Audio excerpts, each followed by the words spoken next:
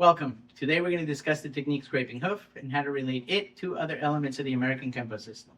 Now keep in mind that this is not family groupings and it's not a full comprehensive list. Rather, it's just different ways to explore and understand how the American Kenpo system was structured. So let's do this relationship through a very effective strike that is typically overlooked. So why is it typically overlooked? Well, because most people have trouble using their head effectively. And it's a hard strike to practice correctly. And if it's not in a real fight situation, most people have labeled this an illegal move. So what are we talking about? Well, headbutt. So let's start out with Scraping Hoof. How are we doing our headbutt? If you notice, we're going vertically, using the back of our head to strike using opposing forces by pulling them down as we go up. Let's do an opposite of that. Let's do something like thrusting lanes, where if you notice what we're doing is now moving the contact from the back to the side, and rather than going vertical, we're going to be going on a horizontal. So in this case, using backup knives. So if we did the back and the side, can we now use the front? Absolutely. So let's move into something like fatal cross, where if you notice, that's what we're doing. But this is going to start bringing in options. That's not the only way we can do it. Up to this point, we've been bringing weapon to target. Can we do target to weapon? Absolutely. So rather than me headbutting him with my head, I'm going to position my head in a place where I can use their body bending to headbutt him without actually moving my head. So in other words, using the positioning of my body to elicit a response from my opponent by compelling them to bend so that I can get that same effect of a headbutt. And this is actually shown in a different technique, circles of protection. So let's get into that technique. If you notice what we're doing here is we're creating, again, that same compel to get them to bend so that we can take advantage of that headbutt by positioning our head where we want. But is this the only way we can stop that headbutt, using our head? Well, no. If you notice, both of my hands are down right now. Well, what if they were up? What if we took this into something like 5 swords? Well, if you notice what we're doing in 5 swords is we can do that same thing. I can do my uppercut, position my head to get the headbutt, and then continue. But we have options. So we like to show you different options. In this case, using our left hand to position our elbow so that we can bring the target to the weapon, in this case, our elbow rather than our head. But if you notice, everything up to this point has been from a first person's perspective. What about second person's perspective, when they're actually trying to headbutt us? So they're being purposeful rather than compelled.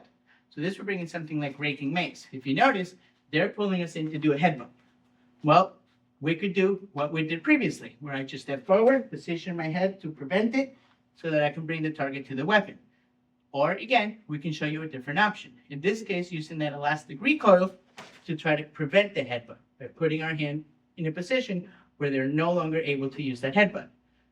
So let's move this into something like mace of aggression and show you another option. Again, they could be trying to do the headbutt and we could simply just prevent it, or we can do what we did earlier by positioning our head into place, or we can do our new option, evasion, where I'm purposely moving them so they're no longer able to use their head effectively. So let's do the opposite of that. Rather than moving them, let's move us. Look at something like blinding sacrifice, where we're now positioning ourselves out of their line of sight. So we're no longer in front of them for them to use the headbutt. But we are on the side. So what do? Well, we immediately get out of the way, so we're no longer on that side headbutt. But what if we can't move?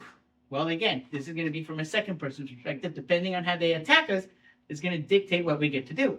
So let's take a look at something like thrusting prongs, where they can come in and grab us, keeping their head in the front. What does that mean? Well, we can easily headbutt each other, which means they have the ability, we have the ability. What other option could they do? They could start tugging their head to the side. And again, we have the option of headbutting to the sides. But keep in mind, this is showing us a new option. In this case, checking the weapon. So we want to keep a check on the weapon. In this case, by keeping our head close to their head so that they can't actually headbutt us. But remember that we have a rule that says don't touch what you can hit. So if you're able to, you should use the head to hit with and then check it. Now, what about the third option where they tuck their head in? Well, if you notice, we still have to keep a check on that weapon.